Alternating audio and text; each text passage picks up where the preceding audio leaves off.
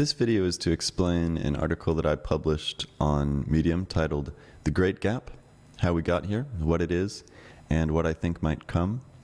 The Great Gap, in short, is a massive loss of value production, aka GDP, onset by the coronavirus.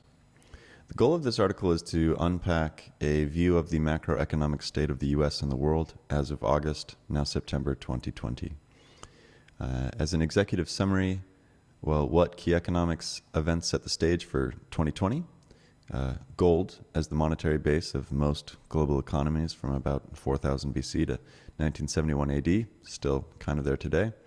Western colonialism from 1000 AD to about 1956, still also carrying on a bit today. Creation of the US Federal Reserve in 1913. The US dollar as the world's reserve currency due to post-World War II Bretton Woods Agreement of 1944. Debacking of gold from the US dollar in 1977. Another part of the executive summary, what key economic events have happened in 2020? Coronavirus has triggered the Great Gap, a massive drop in global GDP. You could say coronavirus triggered it. You could say the reaction, or aka lockdown measures, triggered it. In my mind, that distinction is somewhat irrelevant for this article. I'm focusing on the loss of value production, as you can see in the chart, which is massive in all regions. And three freight trains are colliding at once. We have wealth and income disparity at very unique levels in many places around the world. And we have world debt and geographic specialization of products and services in a very unique place. And now we have the Great Gap being onset on top of it.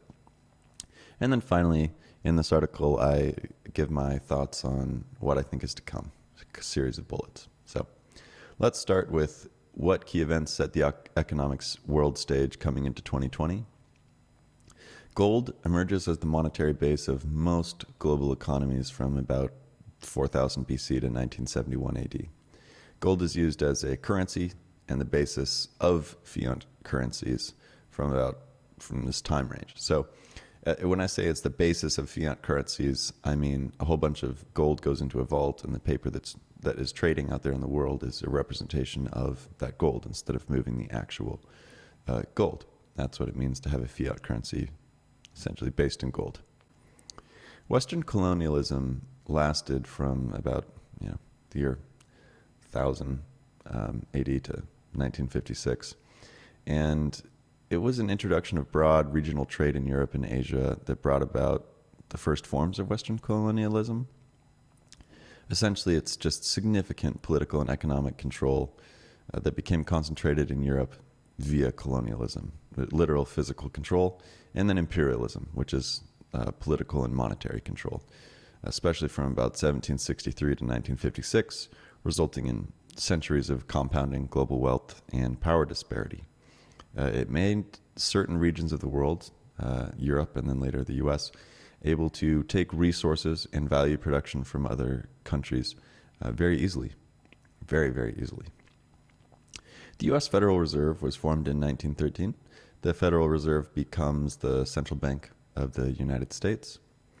A US institution can now take assets onto its balance sheet in exchange for fresh dollars and infinitely sustain losses. Now, I think a key thing many people misunderstand about the Federal Reserve is when they say it prints money, it takes assets onto its balance sheet, but it almost always, and it can give cash for them, but it almost has to swap back.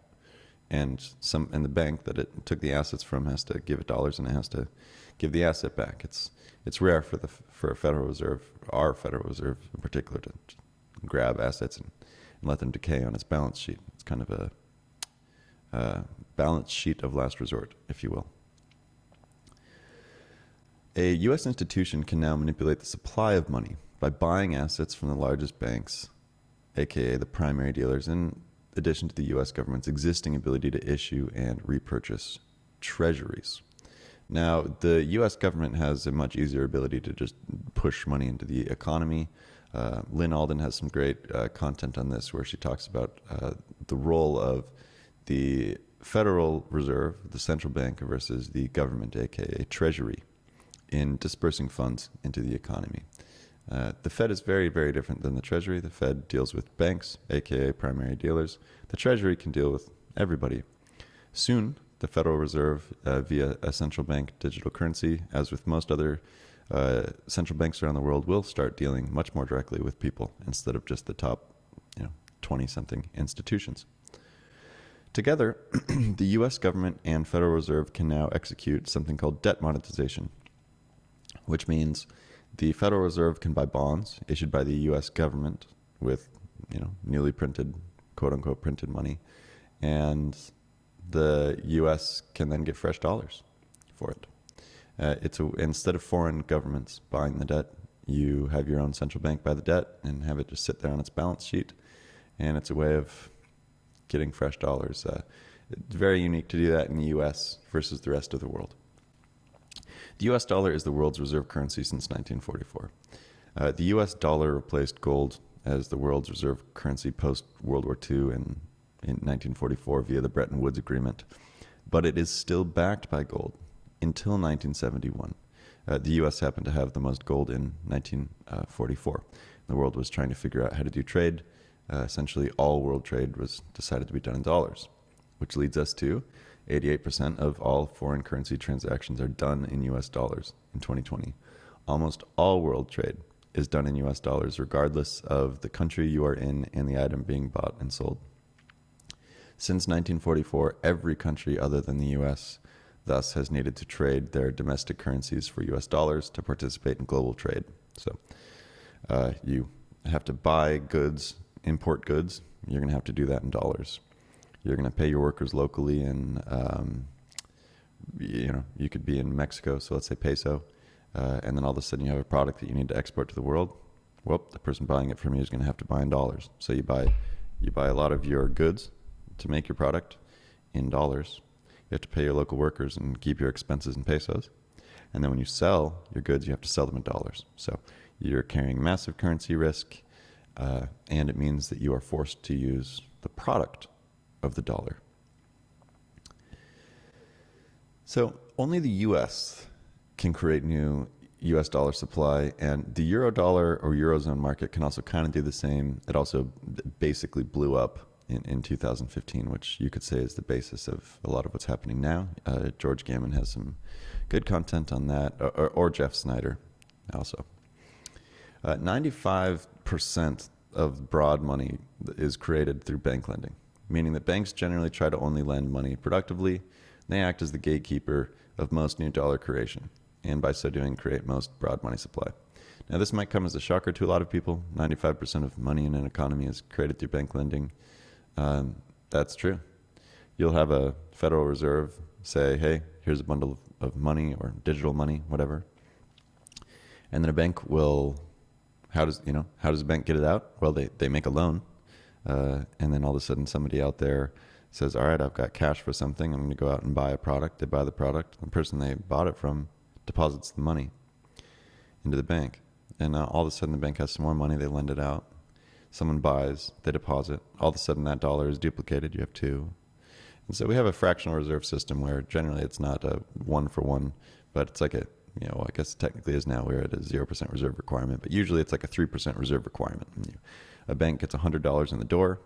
The next day it'll be lending out $97. And essentially that enables a dollar to be used by the maximum number of people at once, and people are only drawing their funds as they need in small amounts.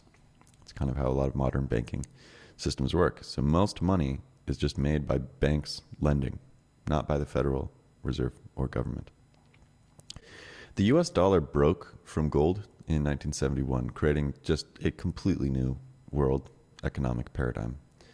The US broke the dollar's gold backing in 1971, meaning the supply of dollars suddenly became potentially infinite, because we could only have a certain set of dollars per units of gold that we had.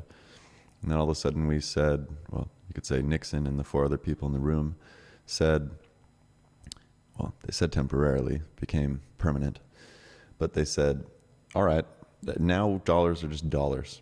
They're not associated with gold. And in 1933, we had made a change about a redemption ability for gold. In 1971, we just said, forget it. dollars, gold, separate. Now what that meant is that up until then, in 1944, Bretton Woods, we became the reserve currency because we had gold. All of a sudden, the whole world was using our currency and gold was irrelevant, starting in 1971. And remember, the economics are just the system that we are tying ourselves to operate our real economy, our real life. And to the extent that we change that around, it changes our real life situation. The U.S. starts massively accelerating future dollars into the present via treasury issuance and net debtor, net importer status. And what I mean by this is, by accelerating future dollars into the present, is we just started accelerating future value production, I should say, into the present. Since the year 1971, the U.S. has been a net importer every year. We import more than we export. We're consuming more than we're making. That's a lot of years straight, almost 50 years to be doing that. We can do that because we're just making these dollars that other people need to be able to do what they do, which makes us a giant hub and gives us really an incredible advantage. I say incredible. It's kind of sad. An unbelievable number of U.S. and world metrics changed directions starting in 1971. It is incredible. I would invite anybody to go to WTFhappenedin1971.com. Your mind will be blown. Just U.S. productivity and compensation, U.S. wages and GDP, income disparity, income growth, male-female wage GDP, U.S. broad money inflation, home asset bubbles, gold goes parabolic, worldwide hyperinflation episodes occur very frequently. Basically, it triggers constant currency crashes. It's incredible.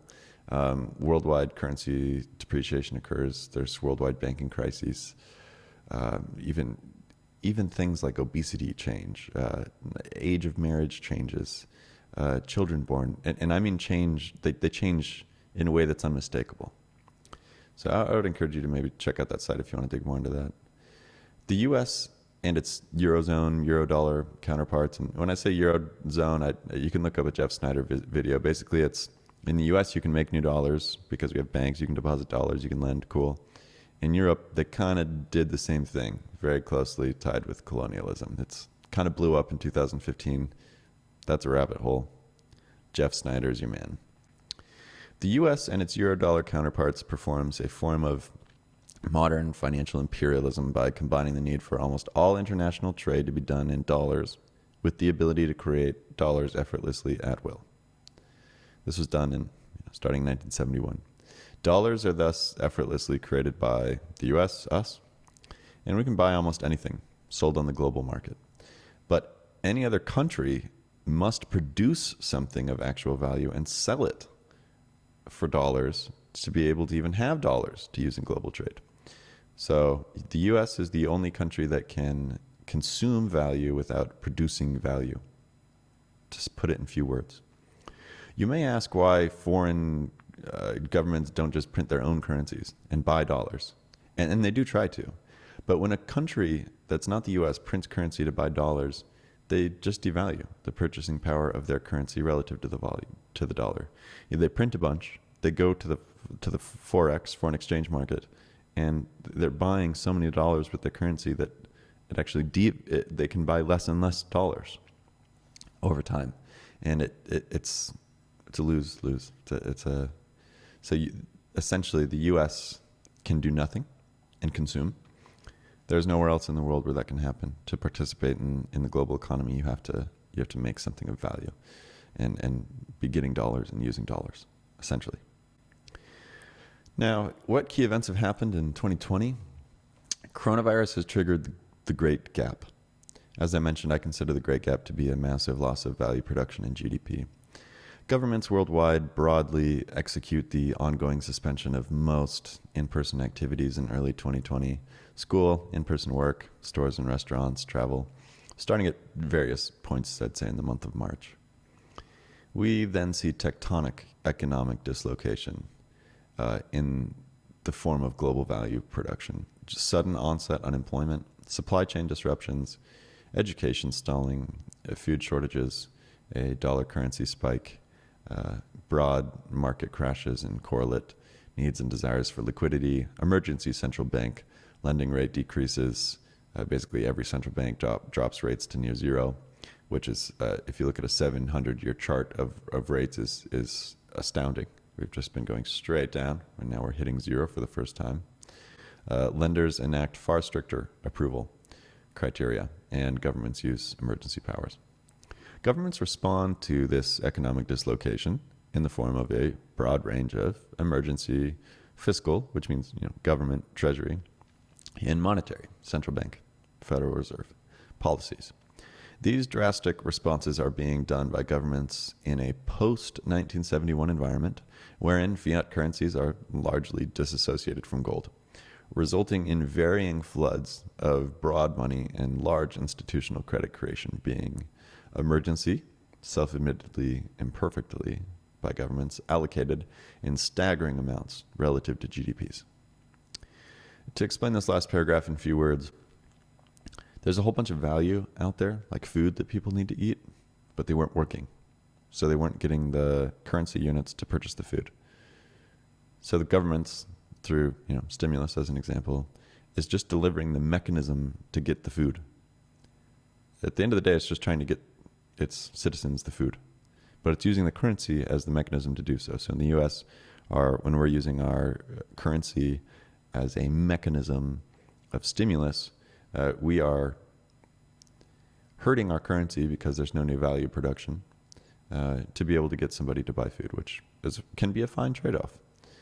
But that is what is happening when you don't produce value and you produce new currency units to consume value that already exists.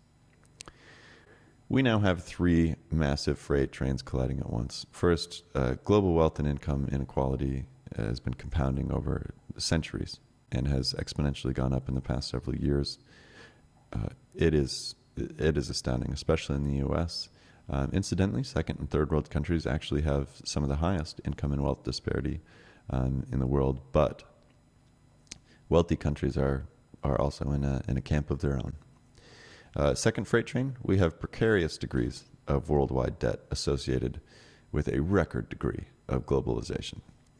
Many countries do not have the ability to produce most of what they consume, and production of value creation of all kinds have been specialized to geographic world regions as trade has become more globally liquid.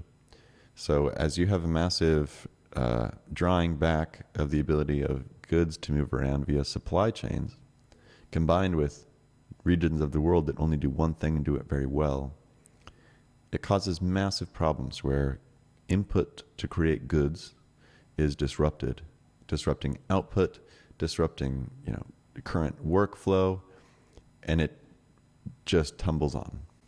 Freight train number 3, the Great Gap, a historic self-inflicted suspension of value creation, economic dislocation, and government response. And when I say self-inflicted, I'm saying, we just decided many places just said, don't work for X period of time, which is a suspension of value creation. We have seen massive economic dislocation and government response, arguably the single largest coordinated suspension of real economic activity and dislocation in human history. Other than world wars, we've never really seen this much suspension and change in human activity, never quite at once, at the same time, and coordinated all around the world, and in a way in which we all are interacting so closely. So what are my personal thoughts then on what is to come? Everything I list here is something I feel has a high probability of occurring. Nothing listed is something I feel is a certainty. The US and eurodollar counterparts will use their ability to create US dollars for their national interests. This will persist global wealth and income inequality and force global fiat currencies to debase from gold temporarily. It will also persist wealth and income inequality domestically in their own economies, the US and the Eurozone systems. It will help their rich. It will kind of help their poor, but it will help their rich likely more than their poor. This will persist global wealth and income inequality and force global fiat currencies to debase from gold temporarily. Social unrest, global inequality, and U.S. nationalism will likely lead to the eventual replacement of the U.S. dollar as the world's reserve currency, perhaps with something such as the IMF's standard drawing rights. Gold, I think, will eventually be reassumed as the basis for trade instruments, as the world will want to avoid giving a single country control of the world's reserve currency again.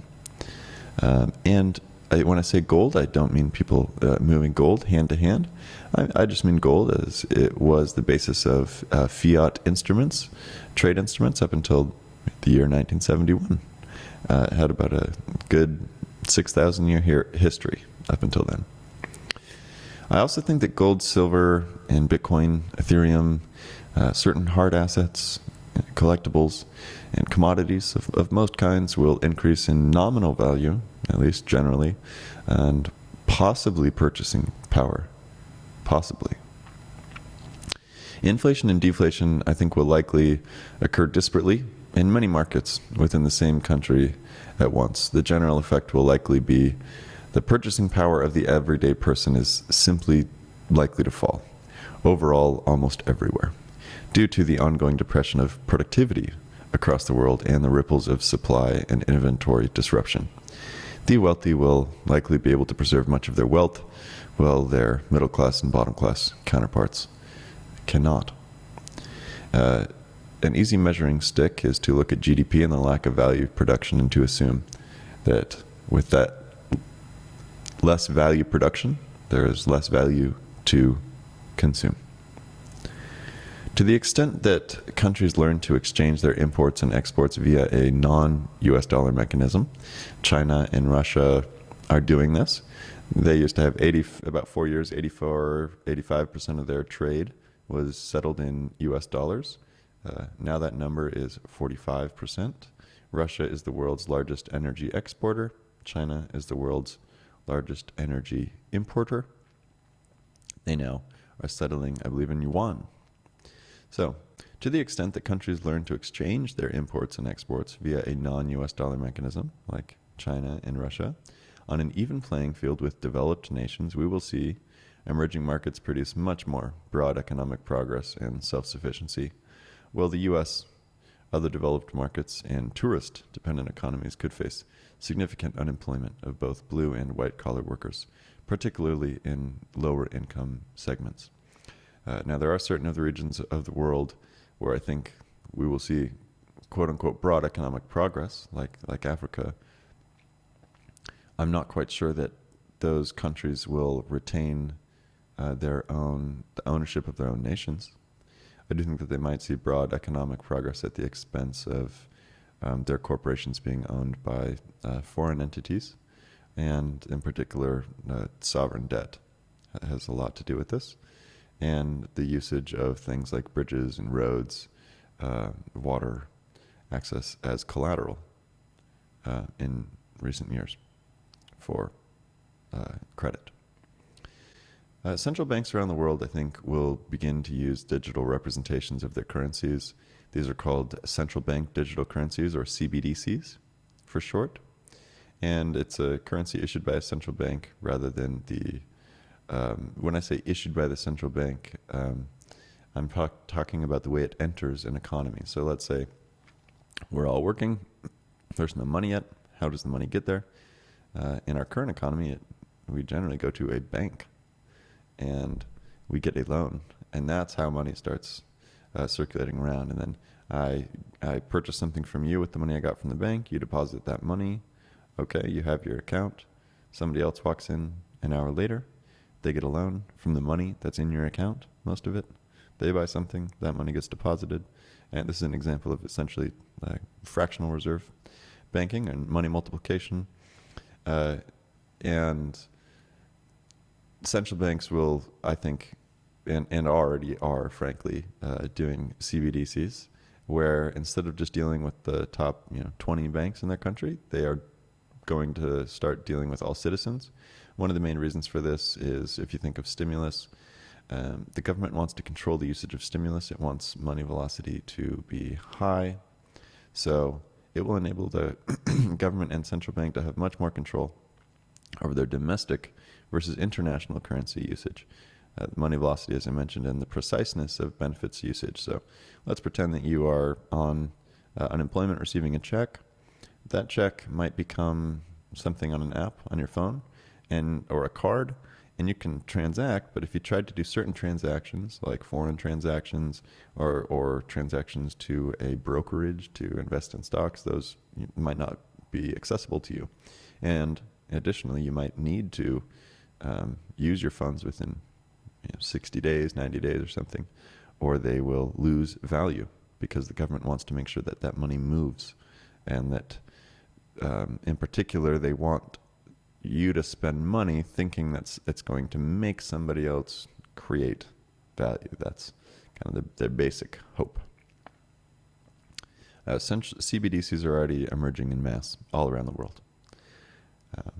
Risk-free returns will continue to fall, I think, and yield seekers, such as pension funds, will likely continue to move into higher risk and higher leverage positions to achieve return targets.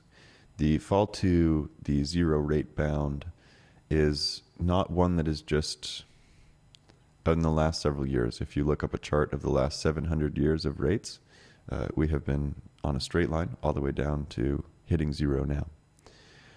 If we were to look at something like Calpers, the largest pension fund in California, we can essentially follow them to see exactly what a pension fund does when they need to service ongoing obligations to lots of people who are not working or producing value but need checks to be able to consume value. In the 80s, they could invest in treasuries and make a killing. And now they can invest in treasuries, and when you throw inflation in there, they will be losing money. So all of a sudden they have to get more leverage, so get credit to buy even more assets. And then the assets that they're buying are more risky, meaning, sure, they might go up very, very high. They might go down very low. So that's what it means to go higher risk and higher leverage, which is what pension funds are having to do in an environment where the government issuance of debt is being done at a very low rate. And furthermore, so many people are buying it that the yield that you can squeak out on it is even lower. The yield is, let's say you were to go out and buy a treasury today, it's probably a treasury that was issued a little while ago. So, the price might be changing. So the yield is what you're going to get based on what you're paying. So many people are buying treasuries right now, they become expensive, your yield becomes smaller and smaller. So people piling onto each other to de-risk. That includes, that concludes my reading out loud, essentially, and commentary on my article titled The Great Gap, How We Got Here, What It Is, and What I Think Might Come. Thanks.